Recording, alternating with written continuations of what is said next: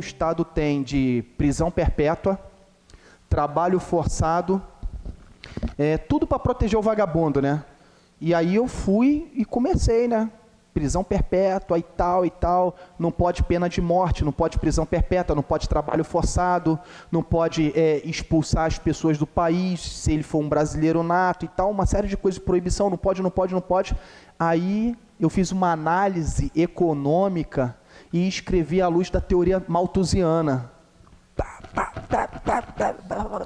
Trocação pura, filhão. Aí, vamos lá, galera, vamos lá. Pessoal, 1990, beleza? Comecei fazendo uma introdução falando da era Collor, do governo Collor. Quais são as principais características que nós temos aqui? A implementação do gerencialismo. Então, aqui nós temos neoliberalismo econômico, novamente, desestatização. Nós temos aqui privatização. E o que aconteceu aqui, ó, em 1998, a emenda constitucional 19 de 98. Beleza? Então, Rodrigo, fala para mim quais são os 2 documentos que revolucionaram ou que impulsionaram o gerencialismo.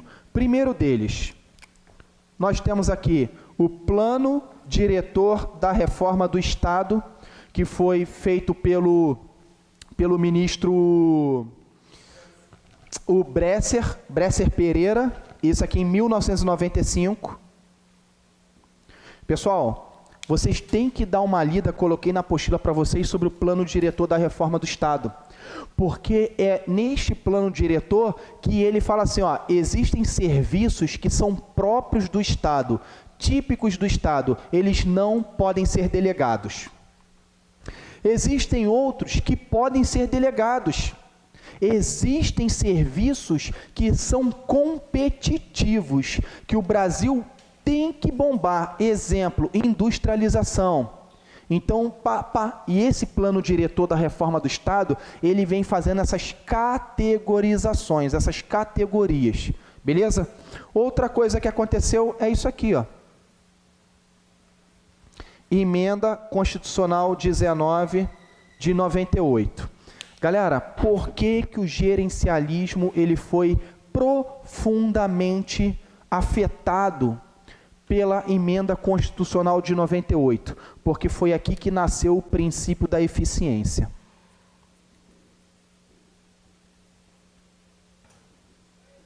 Princípio da eficiência. Vou trazer para cá, ó.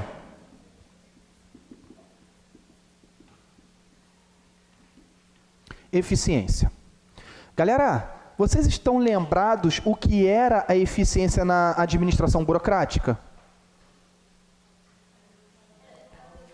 Só cumprir o que estava escrito, beleza? Se eu cumprir a norma, cumprir o regulamento, pronto, eu fui eficiente. Aqui não. O princípio da eficiência aqui impunha o quê? Qualidade na prestação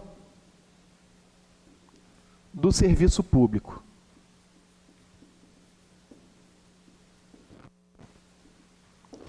Qualidade na prestação do serviço público. Qualidade na prestação do serviço público. Então, antes na burocracia, se a galera tinha dificuldade de atender o cliente, agora é diferente. Agora é uma obrigação do agente público em atender bem, atender os anseios da sociedade. Opa! Aqui, o cliente não é um simples pagador de impostos, mas ele é visto como um cidadão.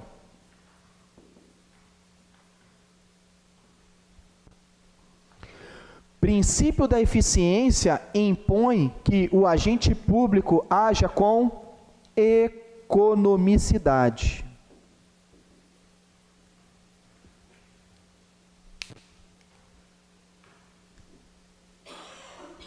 O que estava acontecendo aqui nesse contexto aqui, ó?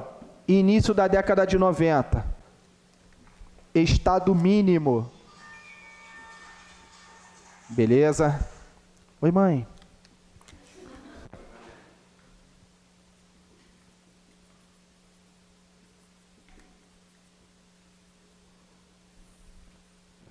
Estado mínimo. O Estado deixa de ser o provedor para ser o catalisador.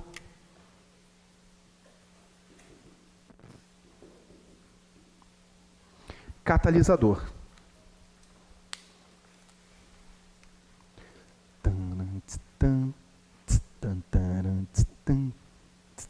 Posso apagar, pessoal, para eu poder... Estado mínimo, estado catalisador. O que significa catalisador, pessoal? Propulsor, incentivador. Então, neste exato momento, ele estava incentivando que particulares pudessem prestar o serviço no lugar do próprio Estado, que é o que eu vou falar agora aqui. Beleza? Posso apagar? Pode falar, então, de fomento? Fomento.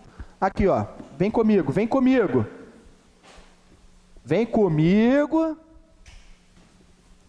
que hoje tem Big Mac ou Burger King. Vamos lá.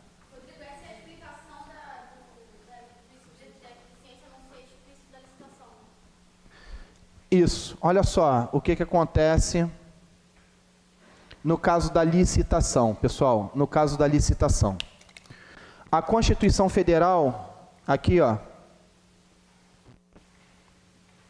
ela nasceu em 88. E ela só tinha, no seu caput do artigo 37, apenas 4 princípios constitucionais. Legalidade,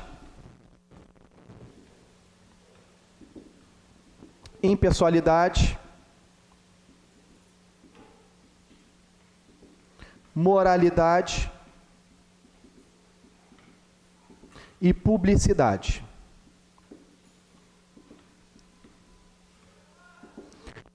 Quando que foi criada a Lei 8666? 21 de junho de 93. Então, em 93, Lei 8666. Aqui, ó, em 1993. Beleza? Só que a emenda constitucional só foi em 98. E foi ela que criou o princípio da eficiência. Se a lei de licitação foi criada antes, você não encontra na lei o princípio da eficiência lá, porque a eficiência só nasceu depois. Então, qual é a pegadinha dos concursos? O princípio da eficiência se aplica ou não às licitações? Calma, pessoal, um de cada vez, que senão... O princípio da eficiência aplica ou não às licitações? Óbvio que se aplica. Mas ela é um princípio constitucional explícito? Não, é implícito. Sacou? Por causa disso aqui. Porque a eficiência nasceu depois da edição da lei. Show de bola? E aí, o que essa emenda constitucional fez? Pegou ela e trouxe para cá. Tranquilo, pessoal? Eu ia falar uma coisa, acabou que... Qual era a linha que eu estava seguindo, pessoal? Que eu ia falar, aí ela falou... Lembrei. Galera, se liga nesse lance aqui, ó. Parcerias.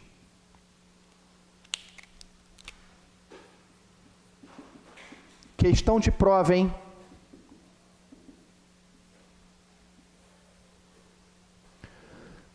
Em 1990, lembra que eu falei para vocês que o Collor queria privatizar, depois o Itamar Franco e mais precisamente o Fernando Henrique Cardoso, ele deu continuidade às privatizações?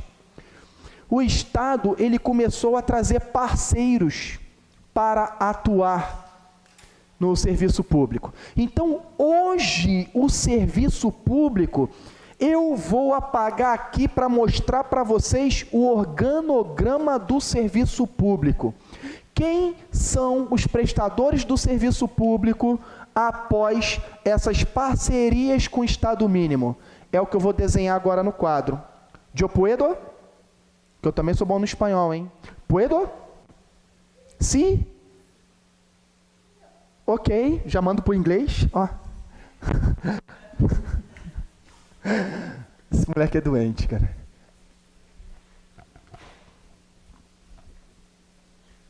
Aí, uma vez, eu estava andando na Espanha, né? Aí eu queria ligar para o Brasil, só que eu não sabia, né? Aí eu, malandramente, falei assim, se eu mandar ali um portunhol, o nego vai me entender. Aí viu um maluco, amigo, uma explicação? Porra, mandei, né? Todo mundo entende que eu queria uma explicação, até ele, né? Aí ele, do you speak English? Aí eu falei, porra, irmão. Aí eu pensei, porra, o único cara que eu encontrei na Espanha, pô, não fala espanhol. Me ferrou. Só tinha ele na rua, eu tava andando de madrugada, mano. Por causa da diferença do fuso horário, porra, dá a diferença de 4 horas. Então, meia-noite era 8 horas, 4 horas da manhã, meia-noite, essas coisas. Porque é ciência exata, né? Matemática. Pô. Aí, eu falei, caralho. Falei pro maluco, falei... Pô. Eu andava de madrugada, eu tinha uma namoradinha. Mentira, eu tinha uma parceira, uma companheira que me levava para conhecer alguns lugares, inclusive o Tropicoco.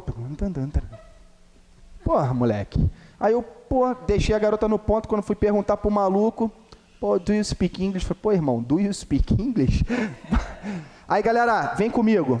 Chega aí pra gente fechar esse balão bonito. Olha só, serviço público.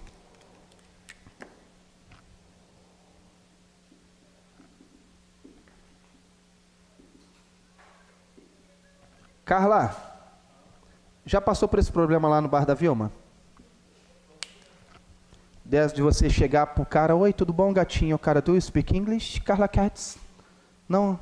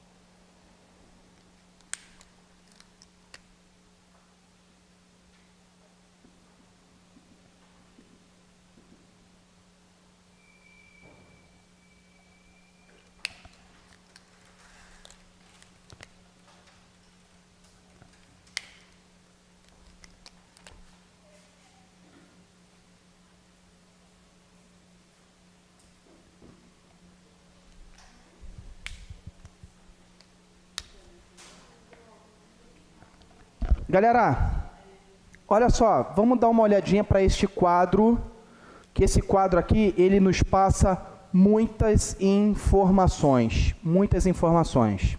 Depois da década de 90, em que o Estado ele passou a fazer regime de parcerias, ele adotou práticas do sistema privado para trazer para o sistema público, os prestadores de serviço público passaram a ser estes aqui. Então, eu tenho a centralização aqui, ó, pelas pessoas jurídicas de direito público, né? Nós temos aqui, ó,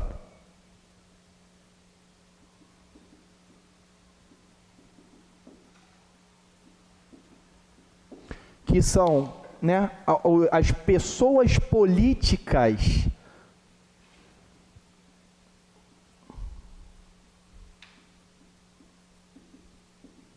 Ah, Rodrigo, quais são os outros nomezinhos?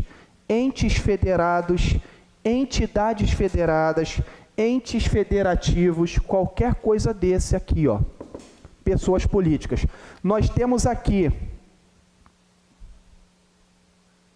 as entidades administrativas,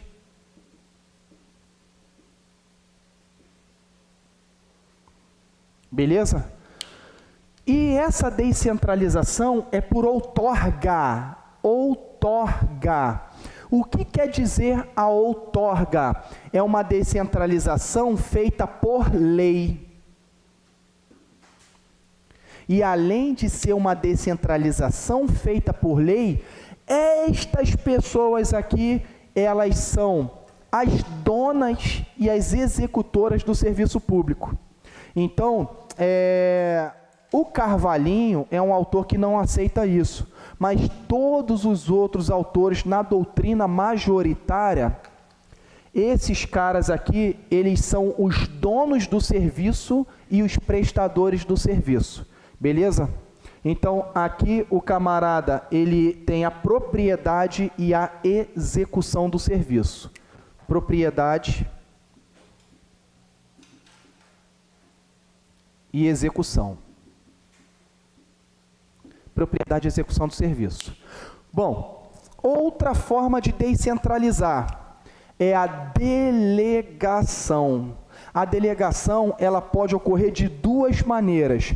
Uma chamada delegação contratual, feita por meio de licitação em contrato, e uma outra delegação por meio de ato administrativo. Ah, Rodrigo, me dá um exemplo de autorização táxi. O táxi, ele tem a autorização da prefeitura para poder circular e prestar um serviço de transporte público. Rodrigo, me dá um exemplo de permissão ônibus. Me dá um exemplo de concessão metrô, trem, pedágio. Então, são parceiros, prestadores do serviço público, mas particulares. Aqui, ó. Todos eles aqui prestam serviço cobrando uma tarifa do usuário. E, em paralelo ao Estado, nós temos as paraestatais, que é o sistema SOS-OCIP, Serviço Social Autônomo, Organizações Sociais e Organização da Sociedade Civil de Interesse Público. Esse quadro é bizu.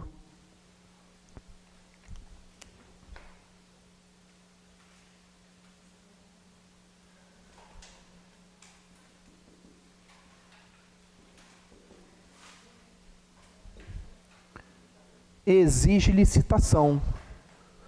Esse aqui não exige licitação.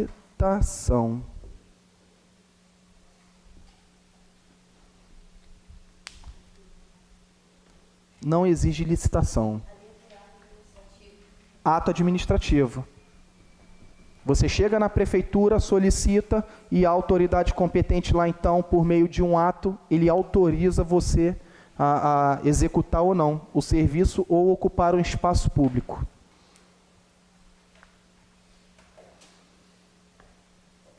Que isso, moleque? Aí, na moral,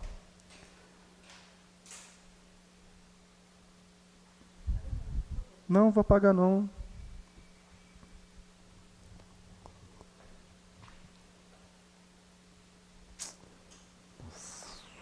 Probabilidade de execução.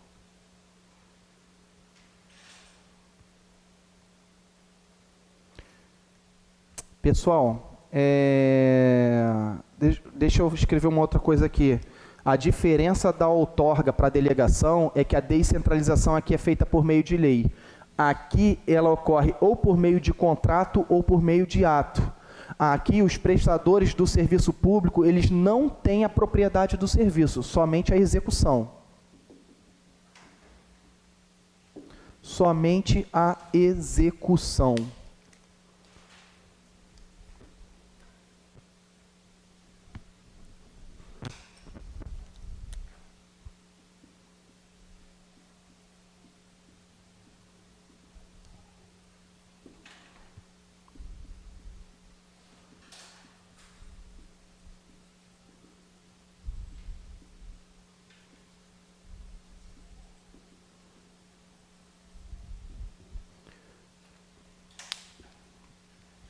Agora sim, agora o negócio ficou bonito. Certo, Carlita? Vai tirar foto aí, Carlita? Pode tirar foto aí, Carlita.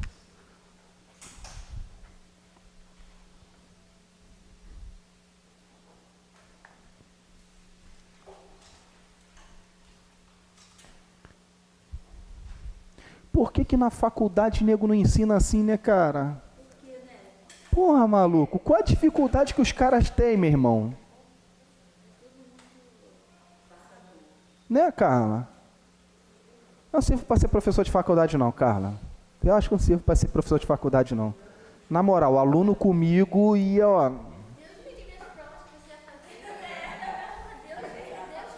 Aluno ia sapatear na rampa, filho. Ia sangrar. Mas depois ia passar rápido no concurso. Não, também é aquele negócio. Ia já chegar como no concurso? Galera, posso apagar? Posso apagar? Vou apagar porque é o seguinte, a parte de administração pública eu fechei aqui com esse organograma. Eu vou dar uma pinceladinha rápida, só para a gente ter noção de política pública, tá beleza? E aí a gente fecha o dia por hoje, que de antemão já posso dizer que foi um dos melhores dias da minha vida. Hoje foi uma das melhores, uma das aulas que mais me deixou feliz. É sério? Sério? Porra! Eu vou chegar em casa com a alma lavada, irmão. Porque, porra... Ai, namoro... Não, quando eu fico feliz, eu não durmo, mano. É tanta felicidade. Quando eu fico triste, eu também não durmo, mano. Eu fico bolado. Olha, você vê, 11h30, meia-noite, esse cara tá online. Tu manda do acordei 5 da manhã, ele tá online. Tu manda do teu pra ele 1h da manhã, ele te responde na hora, assim. Falei, gente, não dorme não? Quem dorme muito vive pouco, mano.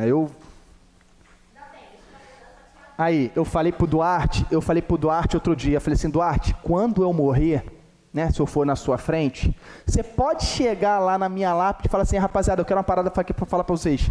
Esse maluco aí, ó, ele viveu coisa pra caraca. Ele sabe um pouco das minhas histórias, né, um bom menino e tal, aquela coisa. Depois pode chegar lá e falar assim, ó, pô, eu não sou muito chegado a dormir não, mas às vezes não tem jeito, né, às vezes eu já chego em coma. Galera, preste atenção no que eu vou falar aqui. Políticas públicas. Políticas públicas.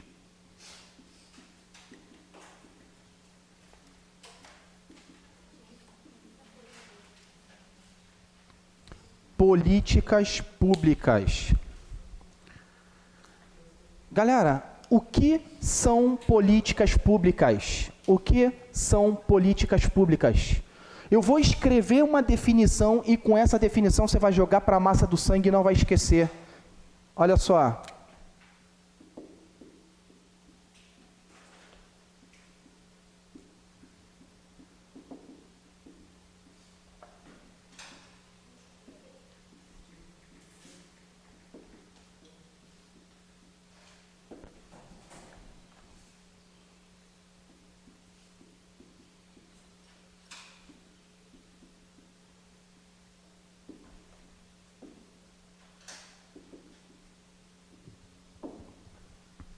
políticas públicas é tudo o que o Estado faz ou tem intenção de fazer em relação à sociedade. Então você vê lá, política de segurança pública, política de saúde, política de emprego, política financeira, política fiscal, política disso. Então tudo que o governo faz ou ele quer fazer em relação à sociedade, ele se enquadra nessa coisa chamada políticas públicas, beleza? Então como que funciona? Assim, ó.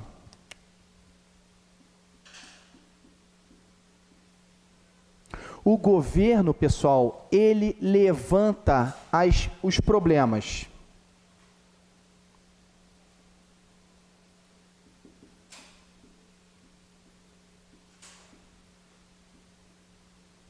Todos os problemas que ele tem. Quando ele faz uma seleção de problemas, e o que eu estou explicando agora foi uma questão que caiu na SpaceX, o governo ele observa todos os problemas, a partir daí ele seleciona as prioridades. As prioridades. Galera, essas prioridades é que dão origem a um documento chamado Agenda Política. Aqui, ó. Agenda Política.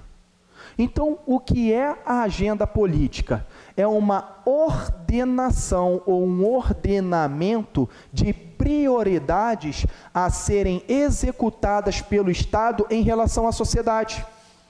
Quer ver uma pergunta que eu sempre faço? Entre saúde, educação e segurança, qual é a prioridade para o Estado? Educação? Segurança? Olha aí. Sinceramente, eu não sei dizer. Para mim, os três são prioridades.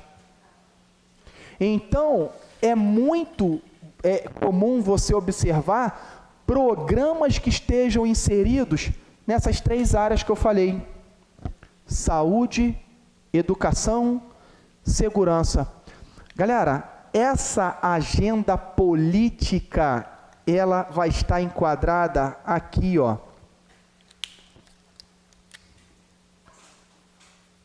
Plano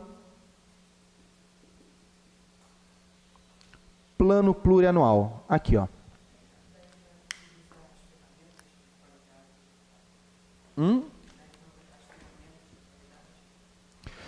A ferramenta de qualidade, Carla, ela está na gestão em si, no gestor, entendeu? Por exemplo, eu sou o diretor de uma escola, eu recebo recursos para poder gerir a escola. Eu posso implementar ferramentas para otimizar o uso desses recursos, para motivar os meus funcionários, os meus estudantes. Então, as ferramentas servem para isso. Aqui, os camaradas eles estão condicionados ao cumprimento da lei. Beleza? Então, como é que você vai entender política pública? Governo levanta tudo que ele tem de problema, ele vai selecionar aquilo que é prioridade ou não. Essas prioridades vão dar origem a essa agenda política. A agenda política vai entrar no plano plurianual. Vem para cá. Esse plano plurianual vai ser dividido em orçamento. E aí, então, vai ser executado. Sociedade. Desse jeito. Então, o que é interessante para vocês que estão estudando para um concurso que cobra bastante isso?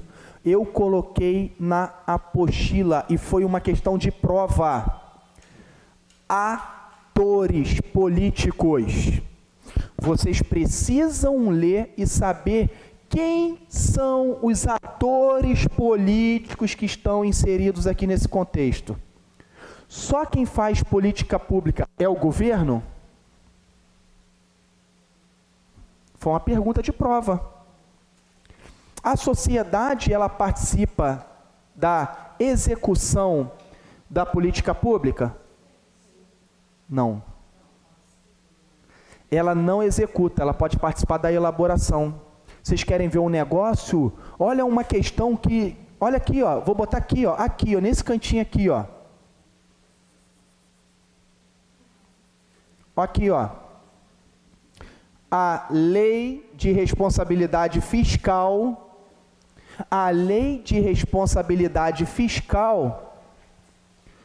induz a participação da sociedade na elaboração do orçamento público. Aqui, ó. Então, a participação, a elaboração pode ter a participação da sociedade, mas a execução é do governo.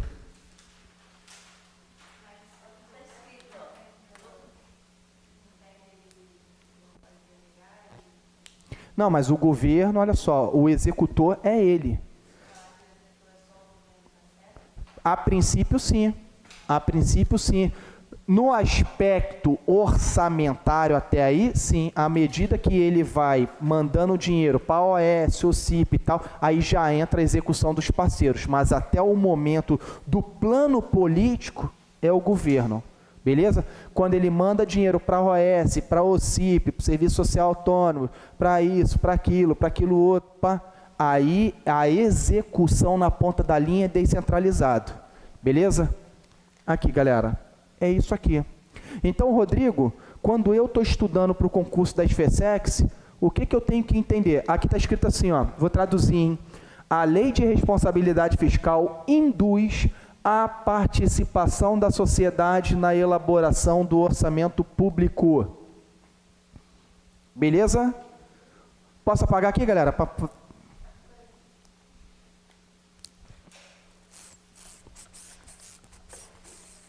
Posso?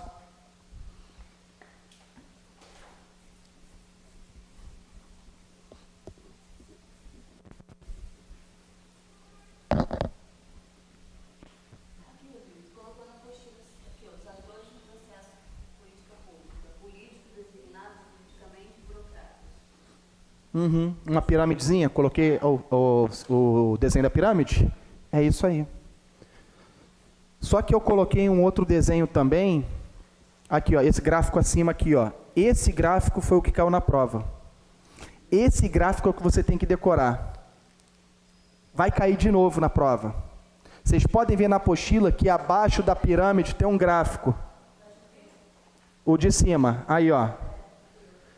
Esse gráfico aí, ó, tem que ler e reler, porque ele foi uma questão da prova. E esse troço cai. Então, olha só. Política pública, tudo que o Estado faz ou tem intenção de fazer. Beleza, isso eu já entendi. Ele levanta os problemas, seleciona as prioridades, cria uma coisa chamada agenda política. Foi outra questão da SFSEX. Agenda política. Essa agenda política, ela vai gerar um plano de governo. Esses planos de governo, eles obrigatoriamente têm que estar inseridos no PPA. O PPA vai se transformar na LOA, a LOA então vai mandar recursos. Todos os prestadores de serviço público que fazem jus a receber o recurso é que vão executar. Então, o que eu tenho que ficar de olho, assim, só para fechar esse balão aqui?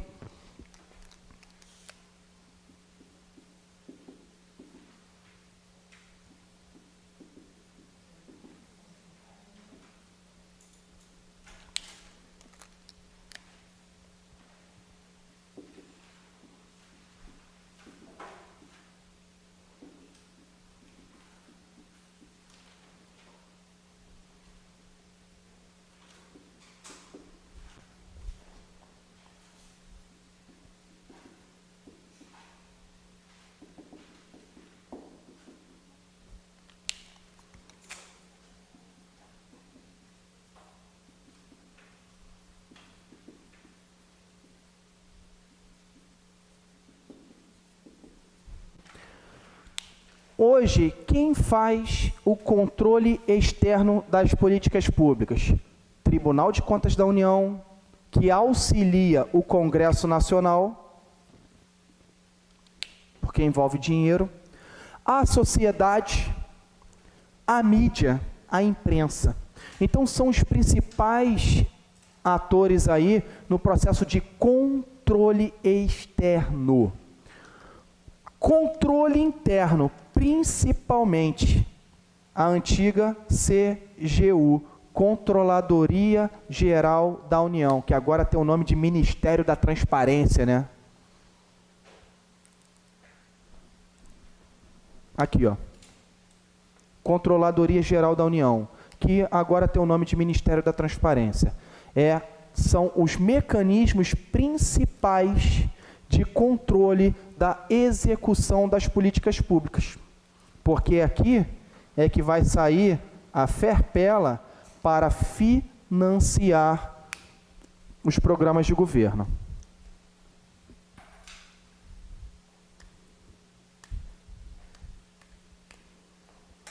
Galera, por hoje a gente fica aqui, beleza?